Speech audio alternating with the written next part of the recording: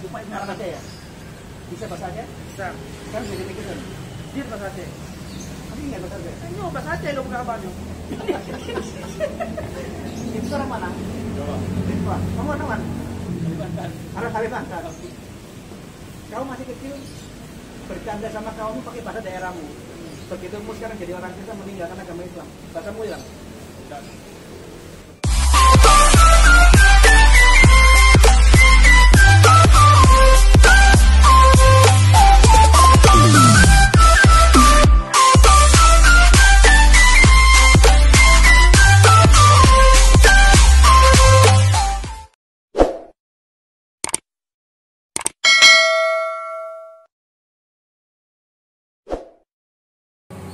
Haleluya, Assalamualaikum warahmatullahi wabarakatuh. Salam Aki, aku kabarkan Injil keselamatan. Bapak Ibu dikasih Tuhan, ketemu lagi dengan saya Evangelis Afraham Effendi Usman. Bagaimana kabar kita semuanya? Haleluya, luar biasa. Kenapa luar biasa? Karena kita dimiliki oleh Tuhan yang jauh luar biasa. Pada kesempatan kali ini saya tidak sendirian, saya ditemani oleh teman-teman yang sangat luar biasa dipakai oleh Tuhan.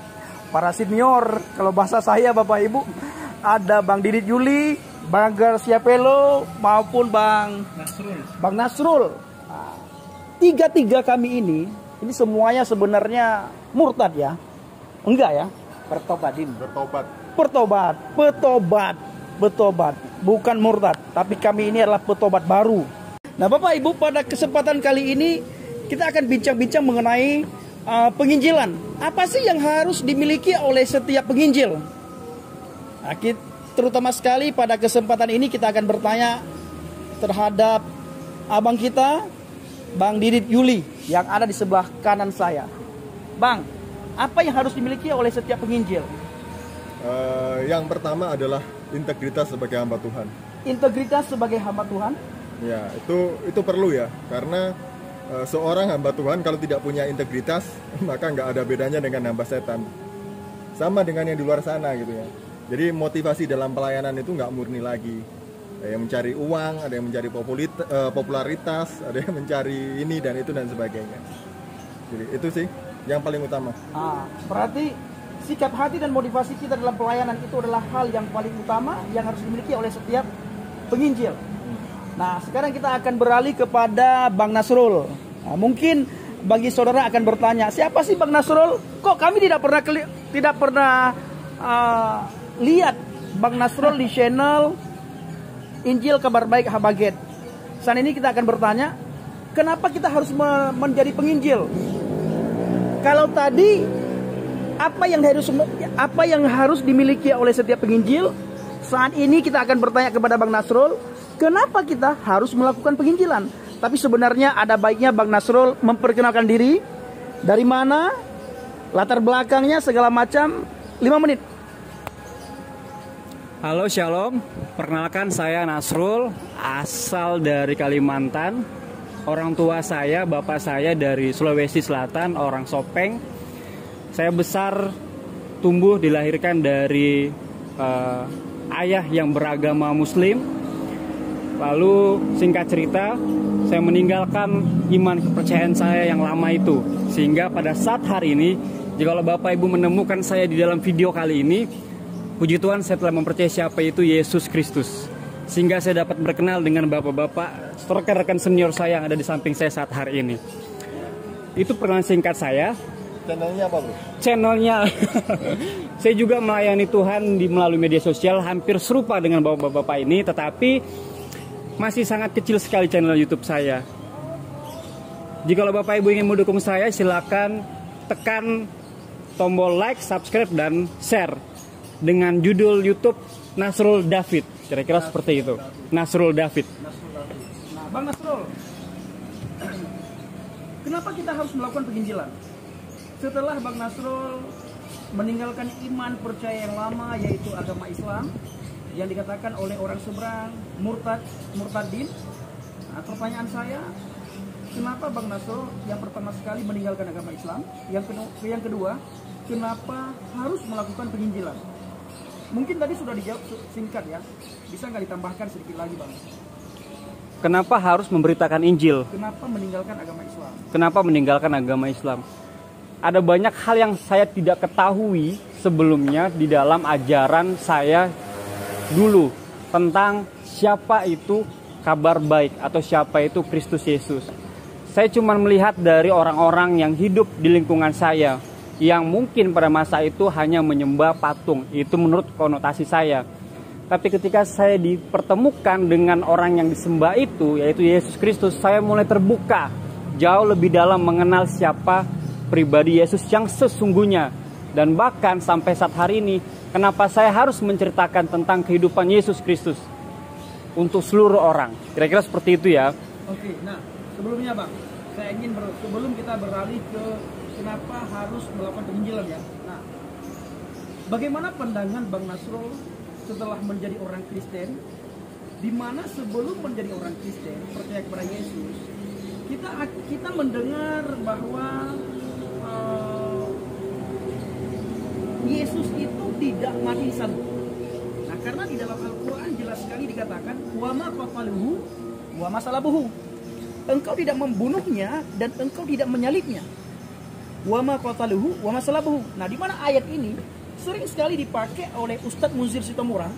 Hampir di setiap jamaah tabligh pengajian, Ustadz Munzir Sitomorang memakai ayat ini untuk menyerang iman Kristen. Karena kita percaya bahwa yang mati di salib itu adalah Yesus. Nah, pandangan Bang Nasrul sebelum mengenal Yesus itu bagaimana terhadap Yesus?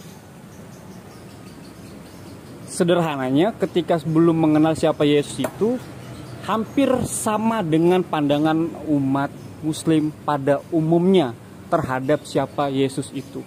Tetap percaya bahwa Yesus tidak mati di salib ya? Tidak. Bahkan dikatakan hanya samaran atau perannya sudah diganti. Jadi bukan dia yang digantung sebenarnya, bukan dia yang disalibkan. Bukan Yesus dari Nazaret. No, bukan. Mungkin Yesus dari mana kali? Mungkin entah Yesus dari Arab kali. Dari Arab atau entah dari mana kali ya. Yang jelas bukan Yesus dari Bukan Yesus dari gua. Kira-kira seperti itu. Jadi pandangan saya pada masa itu umum sekali. Hampir serupa dengan orang-orang yang tidak mengenal siapa itu Yesus. Apa itu ya? Yesus di apa? Tidak disalib, Yesus diganti perannya, bukan dia yang diserupakan bahasanya, bukan dia yang disalib, hampir sama. Oke, Bang Nasrul mengetahui, Bang Nasrul tahu bahwa Yesus tidak mati disalib, Yesus diserupakan. Itu lewat siapa, Bang? Salah satunya melalui video-video yang diunggah oleh Pak Gresia, Mas Didit, Pak Bambang Norsena, melalui media YouTube sebenarnya. Namun sebelum saya mengenal para senior ini, saya sudah terlebih dahulu belajar tentang siapa itu Kristus gitu. Jadi maksud saya begini Bang, ini Bang Nasrul masih beragama Islam nih. Nah, dari mana Bang Nasrul tahu bahwa Yesus itu diserupakan? Yesus itu tidak mati disalib. Wa ma qatalahu wa ma salabu. Dari mana Bang Nasrul tahu? Dari Ustadz? Apakah dari orang Ustadz? tua? Atau dari orang tua? Atau dari ajaran-ajaran yang bagaimana? dari mana saya mengetahui hal itu? Bahwa bukan Yesus yang disalibkan. Sederhananya dari pengajaran yang selama ini saya terima. Sebelum menjadi orang Kristen. Sebelum menjadi orang, dan siapa orang itu? Yaitu adalah orang-orang tua saya sendiri. Artinya orang tua itu keluarga dekat saya. Karena bapak saya orang Sulawesi Selatan, orang Bugis yang notabene-nya Muslim semua. Jadi saya diajarkan oleh mereka. Sehingga apa yang saya terima dari mereka itulah yang saya dalami begitu. Jadi latar lingkungan keluarga. Nah, lingkungan keluarga berarti itu adalah satu ajaran yang turun temurun ya. Pertanyaan yang terakhir, kenapa Bang Nasrul harus melakukan penginjilan? Kenapa harus melakukan penginjilan? Sederhananya amanat agung, perintah. Dan satu hal lagi, banyak orang di luar sana yang tidak mengenal tentang kabar baik itu. Orang harus mengenal kabar baik itu. Oke. Sederhananya seperti itu. Oke, sekarang kita beralih lagi kepada Bang Didit Juli. Bang, kenapa kita harus memberitakan kabar baik itu kepada semua orang? Karena saya sudah diselamatkan maka keselamatan yang saya terima harus dinikmati juga oleh orang lain yang belum menerima. Apa yang Bang Didit alami di saat Bang Didit mengabarkan berita kabar baik di lapangan? Macam-macam ya, namanya orang ya, kadang ditolak, ya kadang diterima, ya macam-macam sih. Nah, ini ada hal yang menarik yang saya dengar dari salah satu komentar ya. Ada tamu kita nih. Dari tadi Bapak Ibu kita belum tanya-tanya sama beliau. Ini senior, jadi harus terakhir beliau karena tidak cukup waktu bagi beliau, itu 5 menit gak cukup waktu. Nah Bang Didit, ketika saya pernah membaca komentar yang membuat saya itu sangat menggelitik. Ini si Didit Juli ini sok-sok apologet. Memangnya sudah berapa orang sih yang dia baptis? Nah, ini sangat penting Bang. Emangnya sudah berapa orang sih yang dia baptis? Nah, itu satu. Yang kedua, kenapa Bang Didit Juli selalu membahas mu'alaf? Ada saja mu'alaf baru yang tampil di channelmu. Tapi sebelumnya Bang, jawab dulu. Emangnya ada berapa orang yang sudah Bang Didit baptis? Jangan sok-sokan menjadi apologet. Ya, karena buah pelayanan itu tidak harus ditampilkan di media sosial ya bro ya. Betul. Saya nggak mau apa yang saya lakukan kemudian itu akhirnya saya jatuh di situ. Nanti saya jatuhnya kenapa? Saya nggak mau jatuh menjual orang-orang yang percaya ini kepada orang lain. Jadi kalau ada berapa banyak yang saya baptis, yang saya muridkan, saya sudah lupa berapa banyak yang saya baptis dan saya muridkan. Tapi saya tidak pernah berbohong apa yang saya lakukan. Bro tahu, gereja saya adalah gereja murtadin. Semua jemaatnya adalah murtadin. Mas Gracia tahu, jemaat saya semuanya murtadin. Dan saya membagi dua. Jadi ada jemaat gereja rumah, ada jemaat yang di gereja gedung yang saya gembalakan. Ya, semua yang baptis saya. Semua yang melayani saya. Jadi ya ada, cuman saya tidak pernah menampilkan itu di YouTube saya. Apa untungnya bagi saya? Nah, ini patut dicontoh. Kalau bagi saya Bang, yang paling penting itu bukan seberapa banyak orang yang kita baptis sebenarnya ya. Itu karena kita bisa melakukan itu karena Tuhan. Bukan karena kehebatan kita. Kita mau gagahan, kita ada apa? Kalau Tuhan tidak menggerakkan kita, kalau Tuhan tidak pakai kita, Tuhan bisa pakai orang lain. Maka jangan pernah sombong. Jangan pernah menjadi seorang, kita ini seperti Lucifer. Lucifer jatuh dan dia diusir dari surga itu karena kesombongannya. Tetapi kesombongannya Lucifer itu bukan karena Lucifer tidak mau sujud kepada Adam, tetapi karena Lucifer ingin menyamakan dirinya dengan kedudukan yang maha tinggi. Nah, Bang Didit, berarti biarlah Tuhan yang hanya Tuhan yang tahu. Hanya teman-teman yang tahu, bro. Bang Gracia pun sudah tahu beberapa kali ke tempat saya. Oke, saya tahu tuh. Nah Bang, pertanyaan yang terakhir. Saya sering sekali, saya tahu benar ya, penginjilan pelayananmu itu bisa dikatakan pelayanan yang sangat kecil. Yang saya tahu dari teman-teman. Nah kalau Bang Gracia kan beliau bukan pengembalaan. Nah kalau dirimu pengembalaan. Nah saya juga beberapa kali lihat. Selain lihat, saya juga ya beberapa kali lihat bagaimana dirimu memberikan makan kepada domba-domba yang kekurangan ya, memberikan makan kepada jemaat-jemaat yang kekurangan. Hampir setiap bulan saya melihat dirimu memberikan sembako, entah itu beras, gula, kopi, sarimi, alat-alat dapur lah. Itu dengan jemaat sederhana itu, biayanya dari mana itu? Korupsi. Saya percaya bahwa ketika saya mengambil pelayanan ini, saya percaya bahwa Tuhan akan mengirimkan burung gagak.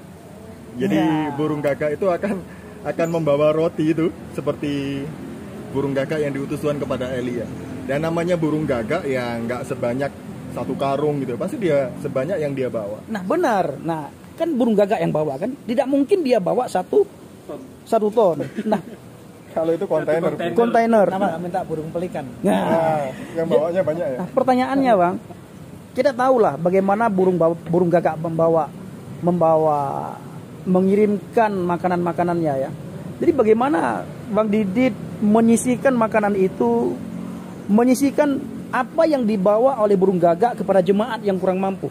Karena semua jemaat Bang Didit itu kalau saya lihat tidak ada jemaat yang mampu satu orang pun. Semuanya pemulung, semuanya petani, itu pun bukan petani yang sukses. Nah pertanyaannya Bang, bagaimana cara Bang Didit mengatur itu? Sehingga setiap bulan mereka dapat dari hasil burung gagak. Ya. Jadi saya dan istri belajar mencukupkan diri dari berkat yang kami terima. Lalu kami selalu menyisihkan untuk orang lain, terutama kepada orang-orang yang kami gembalakan. Jadi apakah saya punya banyak uang, punya banyak berkat? Enggak. Tapi berkat Tuhan cukup. Dan saya tidak pernah berkekurangan. Dan prinsip saya adalah begini. Orang yang lapar tidak bisa kamu khotbahin. Orang yang sakit tidak bisa kamu khotbahin dan doakan. Tapi orang yang lapar butuh makanan. Orang sakit butuh obat. Maka yang pertama kali disentuh adalah kebutuhan mereka secara jasmani. Baru setelah itu roh mereka, jiwa mereka dilayani. Jadi itu. Jadi dua-dua pelayanan itu harus seimbang ya. Jadi pelayanan secara jasmani, pelayanan secara rohani harus seimbang. Nggak bisa kamu lapar nggak makan sudah 1 minggu gitu ya. Ayo kita berdoa, ayo kita dengarkan firman Tuhan. Enggak, kamu butuh makanan, bukan butuh firman Tuhan saat itu. Kasih makan dulu, baru dia akan mendengarkan kamu. Walaupun hidup bukan saja dari roti, bukan dari roti saja ya, tapi dari firman Tuhan. Tapi ada saat tertentu roti itu harus lebih diutamakan daripada roti dari surga, begitu Bang? Ya. Kira-kira begitu. Ya, intinya sih integritas lah. Belajar mencukupkan diri, jadi jangan menjadi hamba uang. Berkat harus dibagikan dengan yang lain. Oh, haleluya. Memang Bapak Ibu yang kasih Tuhan, saya tahu bagaimana keadaan Bang Didit Juli, maka saya bertanya. Saya tahu keluarga Bang Didit, saya tahu pelayanannya, dan saya juga sangat tahu siapa yang dilayani. Maka saya sampai tahu kadang ya setiap bulan beliau berbagi kepada jemaat. Karena semua jemaat yang beliau layani itu adalah jemaat-jemaat yang tidak mampu secara ekonomi. Tetapi Tuhan luar biasa bekerja. Yehova Yireh itu selalu menyertai Bang Didit Juli. Nah, sekarang kita beralih kepada Bang Gracia Pelu, senior kita. Nah, kalau saudara melihat saya 1 aki, nah ini beliau 2 aki, 3 aki, 4 aki di leher. Saya tidak tahu ini makna daripada aki yang beliau pakai ini, saya tidak tahu Bapak Ibu. Kalau saya sudah jelas, aku kabarkan Injil keselamatan. Bang Nasrul juga sudah jelas, aku kabarkan Injil kebenaran. Nah kalau ini saya nggak tahu. Aku kabarkan Injil Kristus. Aku kabarkan Injil Kristus. Jadi habislah kami pakai. Nah ini apakah aki ini hanya untuk mempermanis jari? Kita lihat jari beliau juga nggak manis-manis ya. Lebih manisnya jari saya walaupun hitam Bapak Ibu. Karena nggak ada putih itu, putih manis nggak ada. Yang ada hitam manis. Hitam manis, hitam manis. Yang hitam manis. Jadi tidak ada putih manis, putih manis. Bapak Ibu yang dikasihi Tuhan, sekarang kita akan bertanya kepada Bang Gracia Pelu. Bagaimana menjadi seorang apologet yang handal?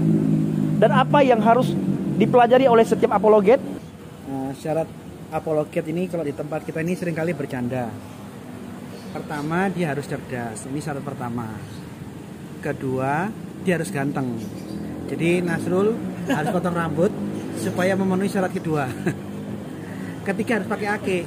Ini bercanda, ini bercanda. Lah, berarti saya nggak ganteng, hitam nggak termasuk dong gini. Bang Didit yang paling ganteng. Ini bercanda lah. Seorang apologet itu seharusnya sih bukan pelayanan 1-2 orang khusus, tapi semua orang Kristen harusnya bisa menjadi orang yang menjelaskan iman Kristen yang disalahpahami. Kedua, lebih bagus kalau dia ganteng, lebih bagus lagi kalau punya aki. Ya. Kalau saya, kenapa saya punya banyak aki? Karena sebelum saya main di YouTube, saya pernah mencoba jualan aki. Meskipun nggak laku. Akhirnya ya koleksi saya banyak, saya bagi-bagikan kepada yang membutuhkan. dan saya tinggalkan sama sekali dunia ake setelah saya melayani di medsos ya. Yang saya ingin nimpa lagi ke Mas Didit, saya melihat perbedaan yang sangat jelas di lapangan antara pendakwah Kristen, entah dia penginjil atau apologet, dengan pendakwah Muslim dari golongan mu'alaf. Kalau pendakwah Muslim dari mantan Islam yang belajar tentang Islam, dia lebih tertata bahasanya dan cenderung mengajarkan apa yang diajarkan Islam berdasarkan ilmu-ilmu Islam. Kalau yang pendakwah Islam, namun dia dari kalangan mantan mu'alaf, di sini yang saya amati banyak cacat ketidakjujuran. Dia hanya memancing, mengucapkan kata-kata permusuhan, menghina, menjelekkan mantan agamanya. Semakin kotor, semakin rendah, merendahkan agama Kristen yang pernah dia imani. Dia lihat audiens bersukacita. Semakin kotor dia mengolok-ngolok, audiens yang dia ceramai semakin tertawa, dia senang. Dan malah di saat itu mereka mendapatkan sumbangan, support, bantuan segala macam. Jadi contohnya kayak nama ini harus dipermasalahkan.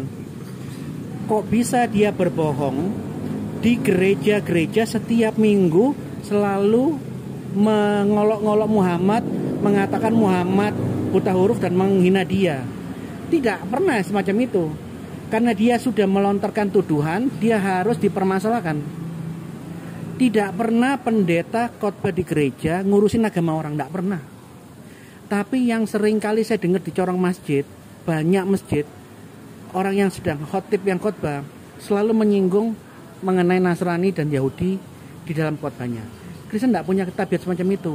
Kedua, kok bisa si Ahmad Kainama ini mengatakan anak yang dikandung oleh Maria itu dari Roh Kudus, ditafsirkan Roh Kudus berhubungan seks dengan Maria. Ini tafsir macam apa? Sebenarnya itu penistaan sebenarnya. Penistaan. Dia menggunakan ayat Alkitab dan dia tafsirkan Roh Kudus melakukan seks intercourse, melakukan hubungan seks, hubungan kelamin dengan Maria. Terus dia mengatakan, Masya Allah, kok seperti ini ajaran Kristen? Ini kan kurang ajar banget. Kalau memang seperti itu yang dia tafsirkan, malah saya tanya balik sama Kainama, ukuran penisnya Roh Kudus yang menurut kamu seberapa banyak? Ada 1 apa 2? Panjangnya berapa? Kan ngawur sekali. Maria mengandung dari Roh Kudus tidak seperti tafsir yang diceramahkan Kainama yang beredar di media sosial. Itu penistaan sekali. Betul, bahkan kelahiran Yesus itu tidak seperti lahirnya si Kainama. Iya. Kalau lahirnya si Kainama karena hasil seks intercourse bapakmu. Kalau lahirnya Yesus itu karena firman Allah masuk ke dalam rahim Maria dan hidup menjadi manusia atas kuasa Roh Kudus. Tidak seperti tafsiranmu, Masya Allah, Kristen kok mengajarkan Roh Kudus melakukan seks intercourse dengan Maria. Itu kurang ajar. Padahal gini loh Bang, padahal jelas ya, itu di dalam Al-Quran, dan hadis ada tertulis begini, Isa fa'innahu ruhullah wa kalimatuhu. Nah, Isa Al-Masih ini adalah fa'innahu, sesungguhnya roh Allah, kalimatuhu. Kalimah itu perkataan, tapi ada hu di ujung kalimah. Kalimatuhu, perkataannya Allah, menjelma menjadi manusia yang sempurna. Farsalna ruhuna, maka kami mengutus roh kami dan dia menjelma menjadi manusia yang sempurna. Nah, kalau begitu apakah Isa Al-Masih juga dilahirkan karena Roh Kudus berhubungan badan dengan Maryam? Setahu saya tidak pernah ada tafsir seperti itu di Islam dan tidak pernah ada ajaran seperti itu di Kristen. Bang, tahu nggak dirimu kalau takyah itu diperbolehkan? Sudah tahu. Nah, mungkin si Kainama lagi bertakyah. Kainama yang harus mempertanggungjawabkan tafsirnya dia. Kamu menafsirkan Roh Kudus melakukan seks intercourse, hubungan kelamin dengan Maria. Dia yang harus diseret dan mempertanggungjawabkan penistaan ini. Ini yang harus disikap. Nah, yang kayak gini yang saya lihat nih banyak. Begitu dia menjadi mu'alaf, dalam cara seksama dan dalam tempo yang sesingkat-singkatnya jadi ustadz. Tiba-tiba dapat gelar doktor teologi entah dari mana. mantan romo, mantan uskup, gelarnya banyak sekali. Yang saya lihat, tipikal dakwah mantan mu'alaf cenderung disertai dengan berbohong demi kepentingan dakwah. Bang, bukan berbohong, takiyah. Takiyah juga berbohong namanya. Enggak, beda bang. Bohong suci, berbohong demi kepentingan agama. Begini bang, kalau berbohong, mukazib, itu dia berbohong, itu jelas, tidak boleh. Kalau takiyah bang, itu bahasa Arab. Nah itu nggak apa-apa. Nggak apa-apa, takiyah itu nggak apa-apa. Ya bagi mereka takiyah ini bohong putih, bohong demi kepentingan agama. Bagi Kristen, bohong ya bohong, kamu tidak mengatakan yang sebenarnya. Itu bagi kami. Jadi bang, seorang apologet itu harus menyerap ilmu sebanyak-banyaknya ya? Ya, katakan apa adanya, ya di atas ya. Kita kalau ngomong tentang Islam, ya bicarakan berdasarkan kaidah-kaidah yang Islami. Tapi kalau ngomong tentang Kristen, ya katakan apa adanya seperti yang diimani orang Kristen. Cara-cara kain nama, terus Agustan, yang lain-lain, itu seringkali melanggar yang namanya melanggar rambu-rambu penistaan agama. Yang kayak gini terlalu banyak di dalam dunia Islam. Khususnya yang mantan mu'alaf yang tiba-tiba diberi gelar lulusan Vatikan, padahal di Vatikan tidak ada satupun sekolah teologi. Mantan uskup yang namanya tidak pernah tercatat di dalam daftar uskup. Contoh Waluni, mantan pendeta GKI Papua, tidak pernah ada nama pendeta Yahya Waloni di sinode GKI di Papua. Yang lebih konyol, pada waktu saya nonton rekamannya Yahya Waloni di Sumeneb, di hadapan orang-orang Muslim di Sumeneb, di Madura, dan di orang-orang Arab, kebohongan Yahya Waloni kelihatan sekali. Dia di dalam rekaman itu mengatakan, kalau saya mau mencari uang, saya tidak akan jadi Islam, karena jemaat saya sudah 1000 lebih. Bayangkan, kalau 1000 jemaat membayar per bulan, berapa duit yang saya dapat? Hah? Saya lihat kamu mantan pendeta GKI Papua. Pendeta GKI tidak akan pernah bertambah kaya jika dia menggembalakan 100 jemaat. Dia nggak lebih kaya kalau menggembalakan 1000 jemaat. Karena gereja GKI, gembalanya sudah dapat gaji yang dipatok oleh sinode. Karena sistemnya ini sistemnya presbyterian. Kecuali kalau dia gembala Pentakosta, semua persepuluhannya hak pendeta, nanti dia yang akan membagikannya. Lah, Yahya Waloni ngaku saya mantan pendeta GKI yang sistemnya presbyterian. Jemaatmu sedikit banyak nggak mempengaruhi penghasilanmu, karena penghasilanmu sudah dipatok, digaji oleh gereja. Kompensasimu, tunjanganmu dipatok. Sedikit banyaknya jemaatmu nggak ada pengaruhnya. Ini kelihatannya berbohong. Ya itu bertakiyah, bukan berbohong bang, takiyah. Apalagi yang konyol lagi, Yahya Waloni ngaku salah satu orang yang fasih mahir berbahasa Ibrani. Yang lucu ya, ini lucu ini. Suatu saat dia dipanggil oleh kepolisian di Kalimantan Selatan. Saya dapat informasi dari orang yang menyaksikan kejadian itu. Begitu dia ceramah di hadapan perwira dan semua polisi di Kalimantan Selatan, ditanya sama seorang guru SD, kalau Anda mantan pendeta fasih bahasa Ibrani, disodorkan Alkitab bahasa Ibrani, tolong bacakan ini apa. Dia marah, tidak bisa jawab, keringat bercucuran biji-biji jagung. Guru SD menegur, kalau kamu tidak bisa membaca bahasa Ibrani, jangan mengaku-ngaku bisa bahasa Ibrani. Apa kamu nggak malu dilihat perwira-perwira polisi dan di depan mata sekian banyak polisi kamu nggak bisa membaca? Malu kamu. Di dalam suatu rekaman yang di Sumeneb itu ada semacam rekaman yang menggelikan yang saya masih ingat. Dulu waktu saya masih Kristen jadi pendeta, saya bisa fasih berbahasa Ibrani. Tapi begitu saya menjadi Islam, itu hilang lupa. Lupa ingatan. Orang Aceh ya? Bisa bahasa Aceh? Bisa. Sekarang udah jadi Kristen. Jir bahasa Aceh. Masih ingat bahasa Aceh? Nyong bahasa Aceh lo buka abanyo. Jadi itu orang mana? Jawa. Jawa. Kamu orang mana? Kalimantan. Orang Kalimantan. Kamu masih kecil bercanda sama kawanmu pakai bahasa daerahmu. Begitu kamu sekarang jadi orang Kristen meninggalkan agama Islam, bahasamu hilang. Enggak dong. Nah yang kayak begini nih loh yang marah tersebar di semua dunia mualaf. Semakin bohong, semakin hebat kebohongannya, semakin orang senang. Semakin disanjung-sanjung. Semakin menista agama lain serendah-rendahnya, orang tambah tertawa. Semakin kotor bahasanya menghina agama lain, orang tertawa-tawa, terkekek-kekek. Dan mereka menikmati sanjungan pujian dengan menista dan menghina agama lain. Contoh, kayak nama pada waktu saya temui dia di masjid, Gracia Pelo, kalau ada yang kepingin diskusi debat sama saya jangan pakai online ya. Kalau online saya serahkan ke apologet yang lain yang debat online. Silakan hadapi Sofiatul, hadapi Yohana Damaski, hadapi Dede Wijaya, yang lain jangan saya, Ferguson. Tapi kalau kepingin debat sama saya, tidak ada tempat yang tidak akan saya datangi selama kaki saya masih bisa jalan. Di masjid saya akan datangi, di pondok pesantren pun saya akan datangi. Tinggal siapa ahlul baitnya, siapa tuan rumah yang menjadikan tempat diskusi debat, saya akan datang. Pada waktu kain nama datang di masjid, saya tanya baik-baik, kok bisa kamu ngaku lulusan S3 dari Haifa, Israel? Sekolahmu Tanakh Study Bible tidak ada di Israel.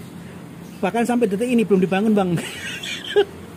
Dia sudah lulus dari sekolah yang belum dibangun, kau bayangkan. Bisa kau paham? Mujizat ini.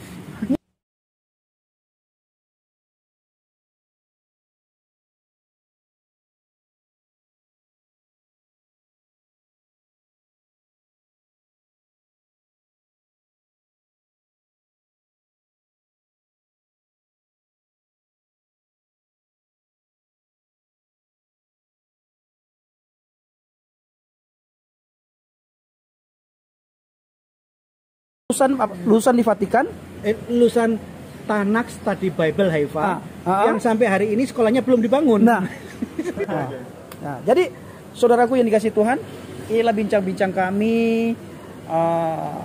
Inilah sedikit bincang-bincang kami, kiranya menjadi berkat bagi saudara semuanya. Kami terus akan mengcounter orang-orang yang menghina kekristenan. Kami akan terus meluruskan pemahaman Injil yang dibelokkan oleh para mu'alaf, di mana sebagaimana yang dikatakan oleh Bang Nasrul tadi, bahwa Yesus tidak mati di salib. Nah, ini tugas kami yang meluruskan apa yang sudah dibengkokkan, apa yang sudah dibelokkan. Nah, jadi Bapak Ibu, siapapun kita, terutama sekali para penginjil dan para apologet, ayo kita pergunakan media sosial dan berapologetlah dengan cara yang benar, tanpa menghina dan mencaci maki. Siapa yang membengkokkan iman kekristenan, kita luruskan. Siapa yang menyalahkan iman kekristenan, kita benarkan, tanpa menghina, tanpa mencaci maki, tanpa menjelek-jelekkan dan mengolok-ngolok iman orang lain. Kasih itu menutup segalanya, Bapak Ibu. Dan kasih tidak ada olok-olokan. Di dalam kasih tidak ada hinaan. Di dalam kasih tidak ada menjelek-jelekkan. Bahkan di dalam kasih tidak ada cacian dan makian. Terima kasih. Ayo semuanya kita angkat tangan kiri. Salam Aki. Salam Andi. Aku kabarkan Injil keselamatan. Yang besar. Salam Aki.